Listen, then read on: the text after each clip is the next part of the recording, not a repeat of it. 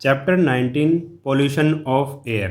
तो आज हम ये चैप्टर करेंगे पोल्यूशन ऑफ एयर। देखो बच्चों, एक वीडियो बनाने में बहुत ज़्यादा मेहनत लगती है, एक छोटा सा वीडियो बनाने में भी बहुत ज़्यादा मेहनत लगती है।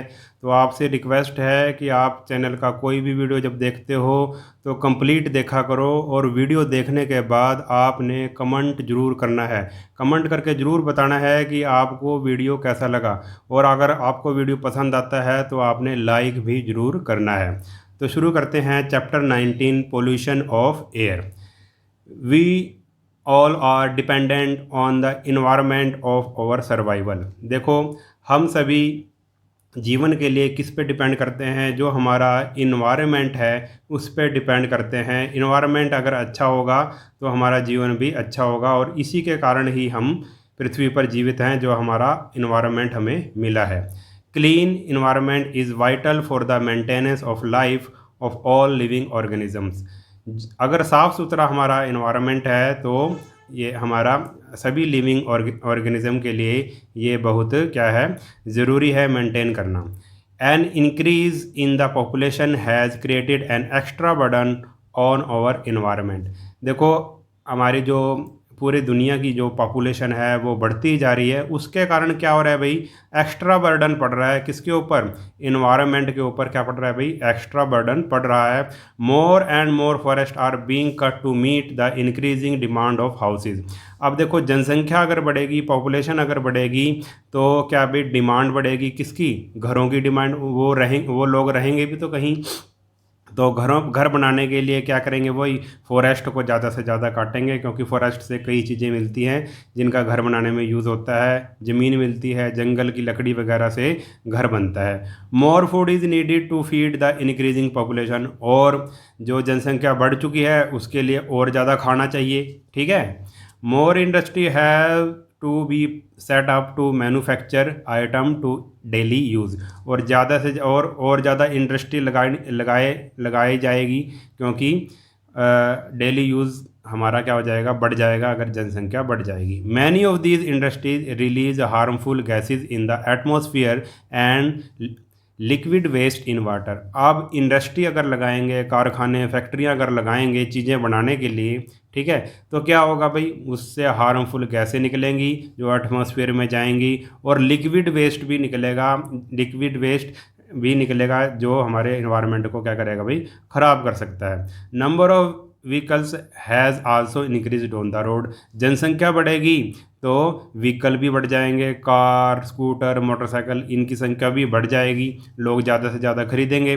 These release harmful gases in the atmosphere. और ये स्कूटर कार मोटरसाइकिल वगैरह चलेंगी तो इससे भाई हार्मफुल गैसें क्या होएंगी भाई, एटमॉस्फेयर में आ जाएंगी। All this activity have led to contamination of our environment. और ये इन सभी एक्टिविटीज़ के कारण जो हमारा इन्वायरमेंट है वो कंटेमिनेशन हो जाएगा, उसके अंदर वो दूषित हो जाएगा, ख़राब हो जाएगा।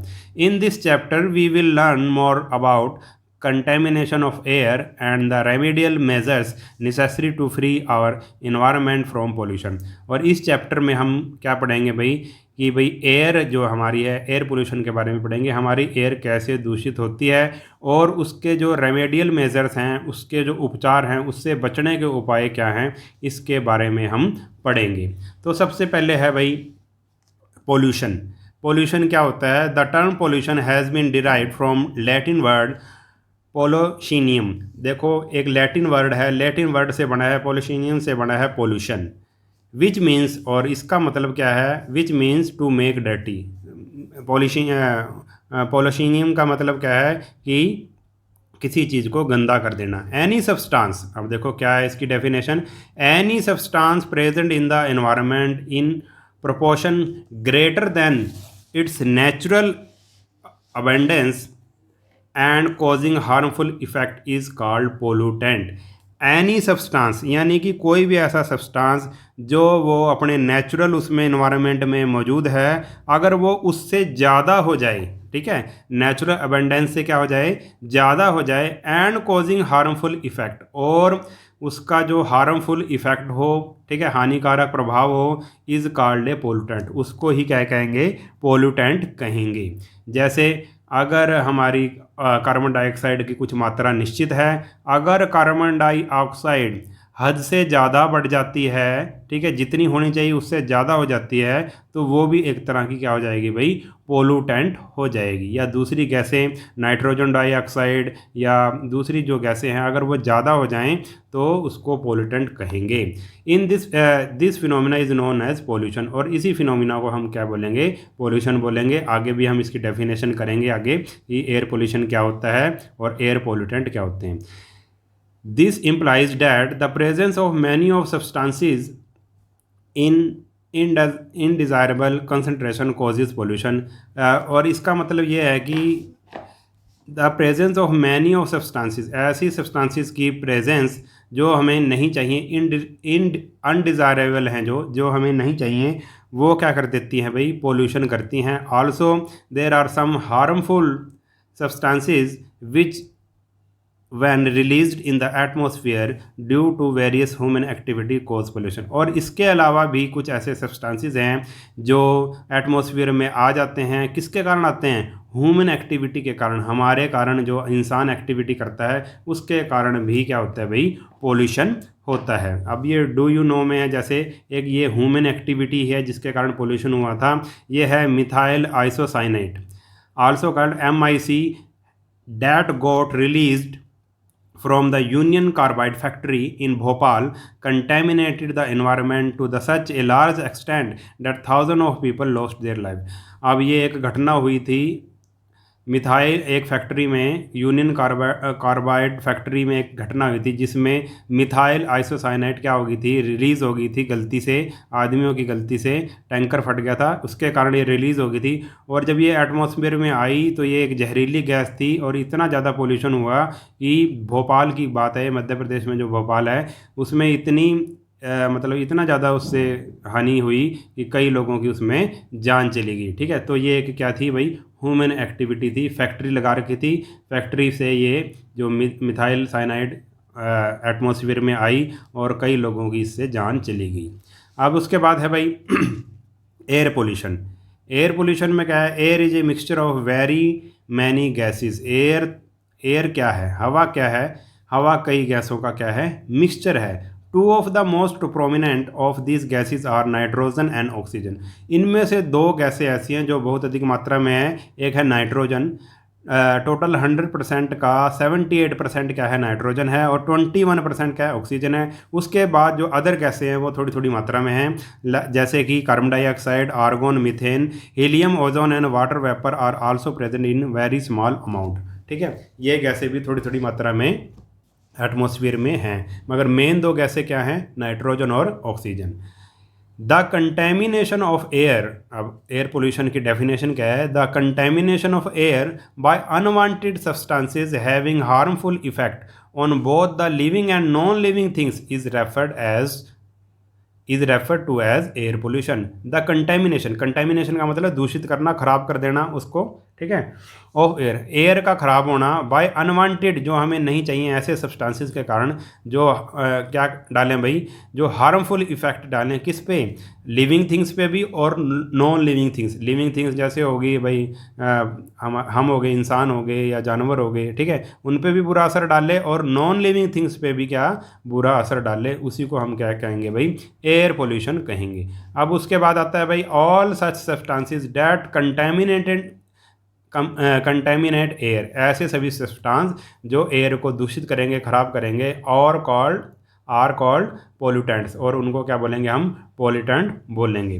अब इसने एक एक्टिविटी दे रखी है जो आपने करनी है, to observe the difference in the quality of air. अगर आपने डिफरेंस देखना है क्वालिटी ऑफ एयर का, in areas with heavy traffic, जहाँ पे हैवी ट्रैफिक हो और मोर इंडस्ट्री हो, जहाँ पे फैक्ट्रियाँ लगी हों, एक तो वहाँ पे, और इन रेजिडेंशियल एरिया, और जहाँ पे रहते हैं हम, कॉलोनियाँ वगैरह, और ए पार्क इन ए लोकेलिटी, और पार्क वगैरह में, आप इन दोनों की हवा का क्या करके देखो, क्वालिटी का क्वालिटी चेक करके देखो, आपको पता लग जाएगा कि एयर पोल्यूशन कहाँ पर ज़्यादा है। Note down the following: smoke coming out from different sources such as chimneys, motor vehicles. आपने क्या नोट करना है? स्मोक, धुआं देखना है कि कहाँ से आ रहा है, वो चिमनी से आ रहा है, मोटर व्हीकल से आ रहा है, ठीक है। उसके सोर्सेज देखने हैं, वो धुआं कहाँ से आ रहा है। दूसरा, do you get burning sensation in your eyes और नोज, और कहाँ पर आपको बर्निंग सेंसेशन, आपकी जलन हो रही है आपकी आंखों में या नाक में, कहाँ पर जलन हो रही है, तो आपको पता लग जाएगा। जैसे जहाँ पे बहुत ज़्यादा गाड़ियाँ चल रही हैं, हैवी ट्रैफिक है या फैक्ट्रियाँ लगी हुई हैं, तो वहाँ पे आप आंखों में क्या होगी, जलन होगी, नाक में जलन होगी, ठीक है। और वहाँ पे क्या भाई, धुआं ज़्यादा होगा, ठीक है। अब आगे आ गया भाई कॉज ऑफ एयर पोल्यूशन। ये तो बिल्कुल ईजी है, आप समझ जाओगे कि एयर पोल्यूशन का कॉज क्या है, कारण क्या है एयर पोल्यूशन का।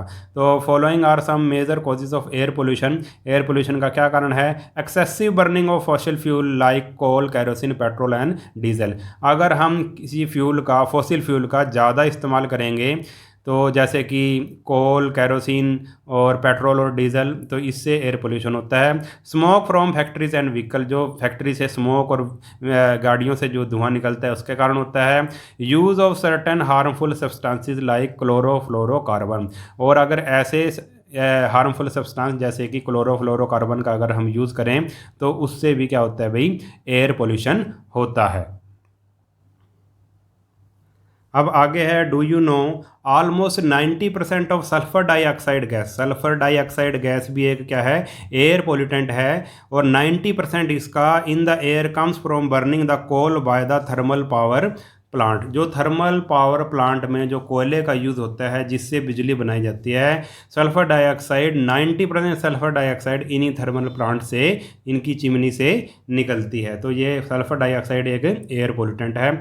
आगे हम पढ़ेंगे, let us know the basic detail about some air pollutant. अब बेसिक डिटेल पढ़ेंगे जो जो जो जो एयर पोल्यूटेंट है उनके बारे में। सबसे पहले है भी carbon dioxide. Carbon dioxide carbon monoxide. Carbon monoxide from by incomplete combustion of fuels is a major source of pollution.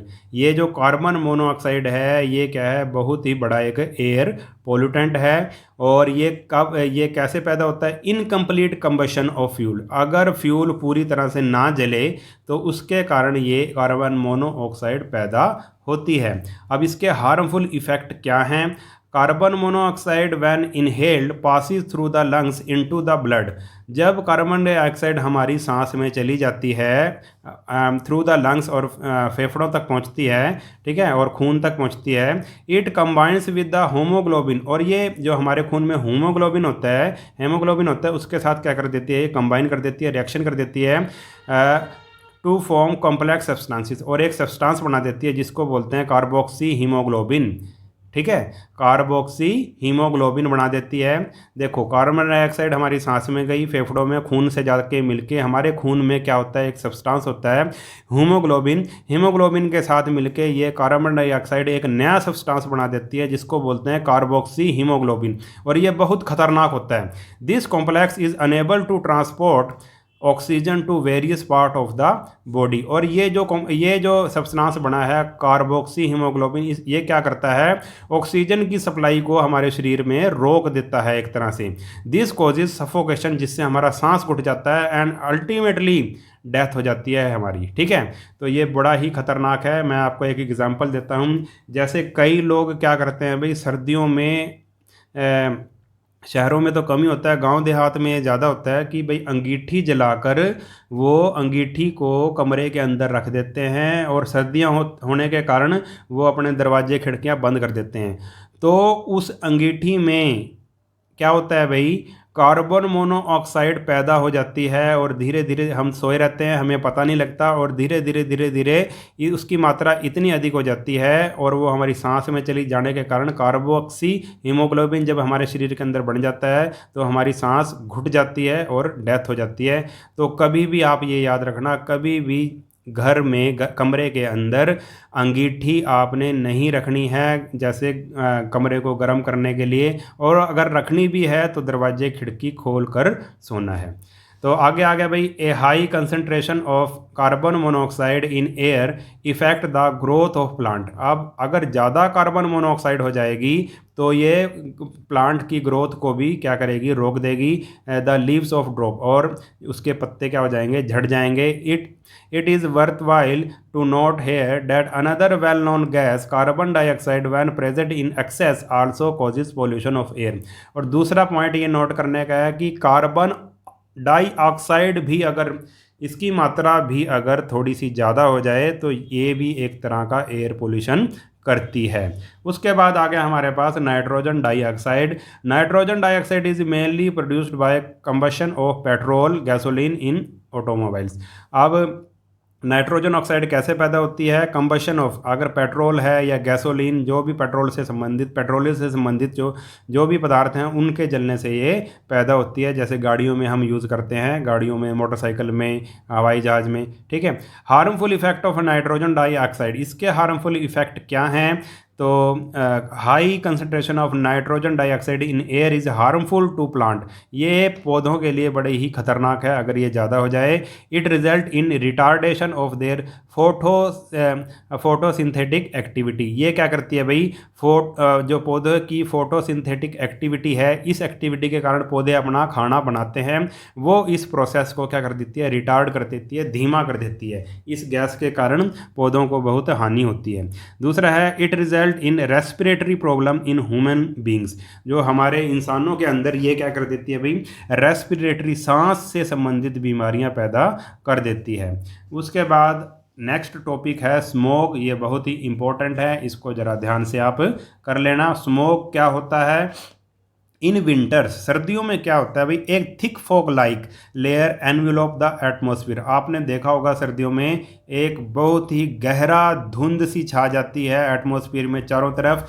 This layer is made up of smoke and fog. ये important है, जो ये स्मोक है ये दो word से मिलकर बना है, स्मोक प्लस फोग। स्मो इससे ले लिया और ओग इससे ले लिया, ओजी इससे ले लिया, तो दोनों से मिलके बन गया smog.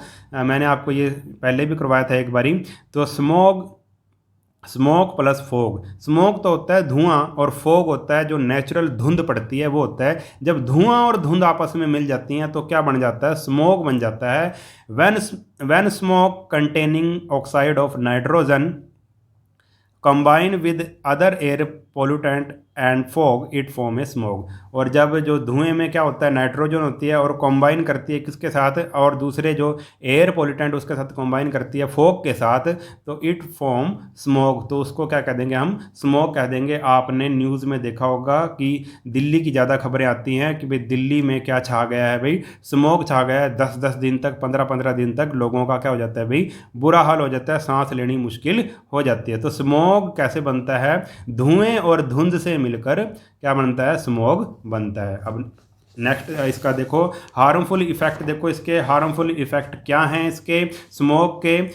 It leads to diseases related to lungs such as asthma, ठीक है। ये क्या है भाई, स्मोक के कारण क्या होता है भाई, हमें सांस से संबंधित कई बीमारियां हो जाती है, फेफड़े से संबंधित जैसे अस्थमा। और it prevents the sunlight from reaching the earth, this effect the normal functioning of plant. और ये क्या भाई, सनलाइट को रोक लेता है। जब धुंध छा जाती है, जब स्मोक छा जाता है तो सनलाइट ज़मीन पर अच्छे से नहीं आ पाती, जिसके कारण फंक्शनिंग ऑफ प्लांट, पौधों का जो कार्य प्रणाली है वो क्या हो जाती है, उस पर प्रभाव पड़ता है, पेड़ पौधों पर प्रभाव पड़ता है। नेक्स्ट आ गया भाई, उसके बाद आ गई क्लोरोफ्लोरोकार्बन। ये भी एक बहुत बड़ा पोल्यूटेंट है। These are mostly used as refrigerator. इसमें जो हमारे फ्रिज होते हैं उसमें इस गैस का यूज़ होता है, सॉल्वेंट्स में, और फोमिंग एजेंट और जहाग बनाने के एजेंट होते हैं जैसे कि शेविंग क्रीम वगैरह होती है, उसमें भी क्लोरोफ्लोरोकार्बन का यूज़ होता है। When released in the atmosphere, और जब ये क्लोरोफ्लोरोकार्बन गैस जो होती है, जो एटमॉस्फेयर में जब आ जाती है, they decompose under the ultraviolet radiation present in the sunlight. तो ये क्या करती है भाई, डीकम्पोज हो जाती है radiation under the ultraviolet radiation, जो सन की अल्ट्रावायलेट रेडिएशन है उसे डीकम्पोज हो जाती है। और हार्मफुल इफेक्ट क्या है इसके हार्मफुल क्लोरोफ्लोरोकार्बन के हार्मफुल इफेक्ट क्या हैं, तो सबसे पहले हार्मफुल इफेक्ट है chlorofluorocarbon cause the depletion of ozone layer. ये बहुत इंपॉर्टेंट है। जो क्लोरोफ्लोरोकार्बन है वो डिप्लीशन ऑफ ओजोन लेयर, जो ओजोन लेयर है उसको नुकसान पहुंचाती है by decomposing ozone to oxygen, और ओजोन को ये ऑक्सीजन में तोड़ देती है। देखो अब आप ये कहोगे कि ओजोन लेयर क्या होती है। देखो ओजोन लेयर हमारे एटमॉस्फेयर के, पृथ्वी के एटमॉस्फेयर के ऊपर एक, आप ये लगाओ, एक लेयर बनी हुई है, एक मान लो आप एक कवर बना हुआ है, उसको बोलते हैं हम ओजोन लेयर। और ओजोन लेयर का काम है कि जो सूरज से जो अल्ट्रावायलेट रेज आती हैं उनको वो रोक लेती है। ठीक है, अल्ट्रावायलेट रेज को वो रोक लेती है ओजोन लेयर। और ओजोन लेयर को जब नुकसान पहुंचता है तो सीधा पृथ्वी पर अल्ट्रावायलेट रेज आ जाती हैं, जिसके कारण हमें बहुत सारी बीमारियां हो जाती हैं। तो क्लोरोफ्लोरोकार्बन किसको ख़त्म करती है भाई? ओजोन लेयर को ख़राब कर देती है।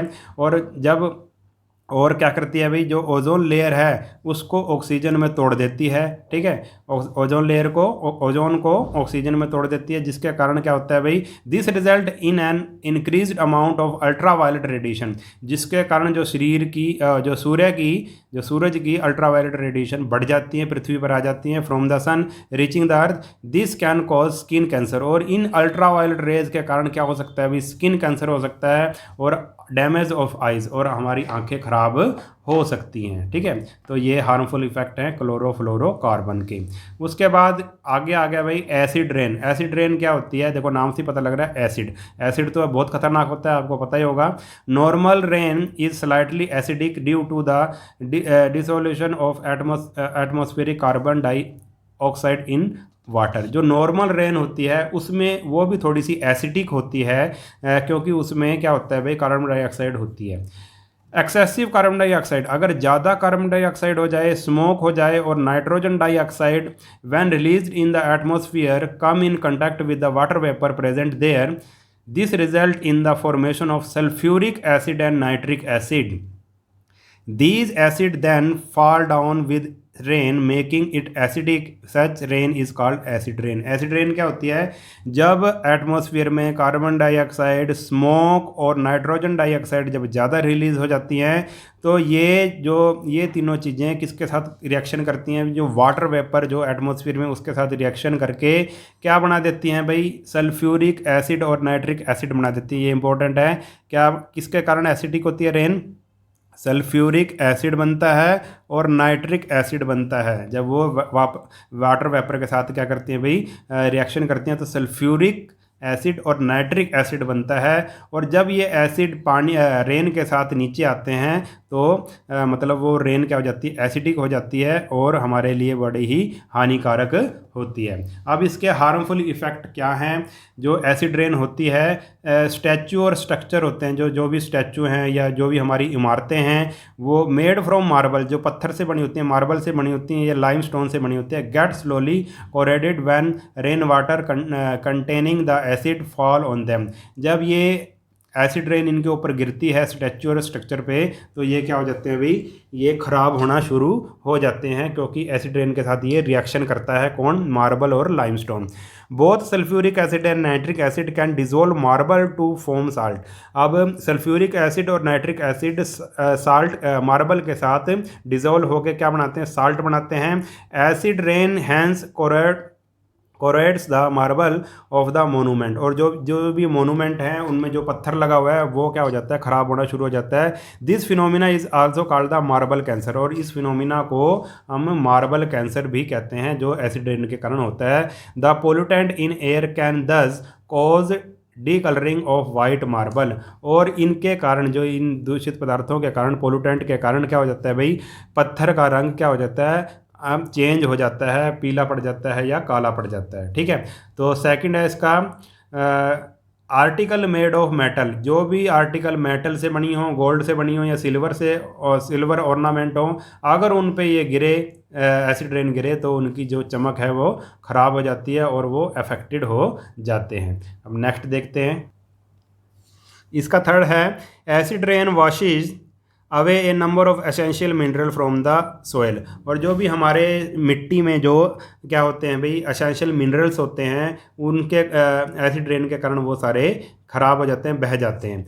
Acid rain has an adverse on aquatic life. Aquatic का मतलब एक्वा मीन्स होता है पानी, जो भी पानी की लाइफ है, जैसे जीव जंतु हैं पानी में रहने वाले, मछली वगैरह, particularly that in the lakes. और ये बुरा प्रभाव डालती है ऐसी ट्रेन जब तालाबों में, झीलों में गिरती है, तो वहाँ की जो एक्वाटिक लाइफ है, मछली वगैरह या दूसरे जो जीव जंतु हैं पानी में रहने वाले, उन पर भी बुरा प्रभाव डालती है।